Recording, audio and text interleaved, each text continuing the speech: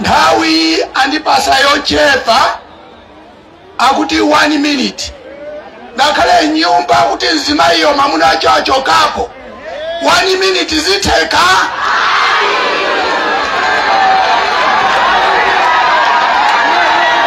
Apita oye.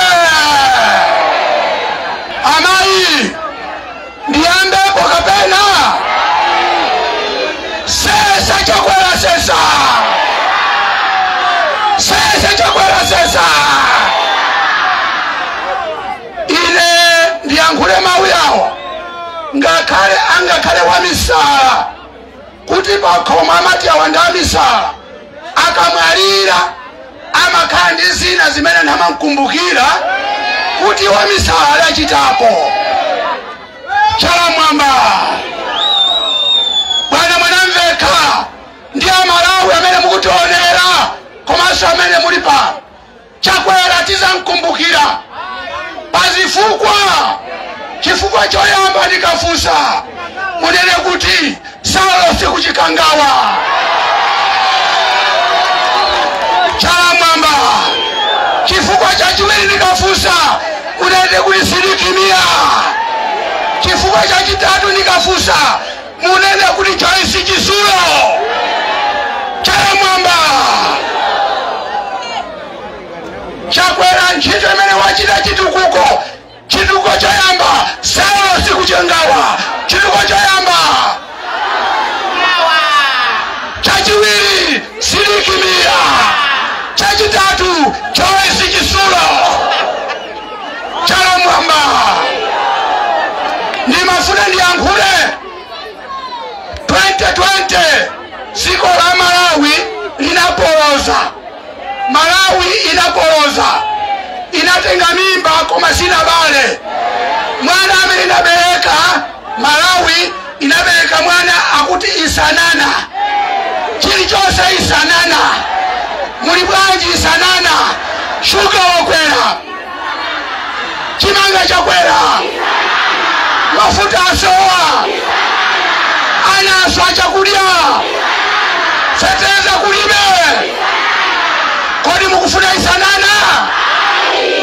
Mukufuna Isanana? Kodi mukuziwa? Ndigaruye. Ndigaruye. Boma hili limene likwenda amene anapanga kuti likhalepo ndi Saulo sichilima. Ndikufuzeni inuyo Saulo saliko. Ndikufuzeni inuyo Saulo chatamwalira. Munamuona iye anapitako. Ndikafusa chilichonse ndikachula zina inu muzingoti si. Ndikachula zina muzingoti si. Tagwirizana. Chiwendo si. Chakwera si. Chikangawa si. Chichola si. Chindeke si. Chinapa si. Chilima si. Anapa chilima sumuona.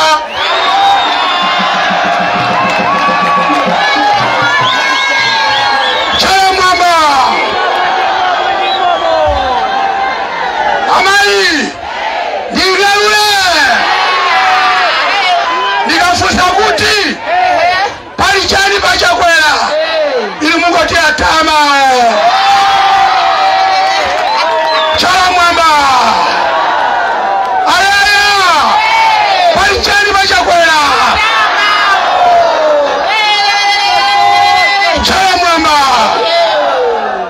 amai nakale mwana wako mutu sumaenda bwino akasowa ungakone tulo. Mwana wako kwasowa mai pakomo ungakone. Mwana wa mbuzi kusowa ungakone. Ndikafusa chilichonse muzingoti kulizi. Saulo si anasooneni koko. Anasooteni koko. Anasootu koko. Seveni koko. Kodi mudamva ngati anayankhula mawu akuti akazanga ati tikagone tiyamba kumfuna mawa. Ufiti palibe apa.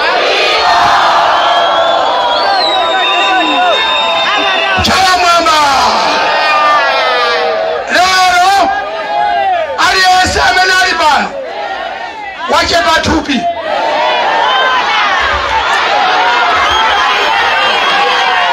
Chewa mwamba.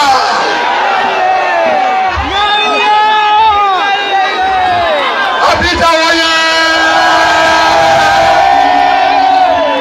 Aliyesali bano wache patupi. Makilo watu tose watengani Richard tose teche patupi.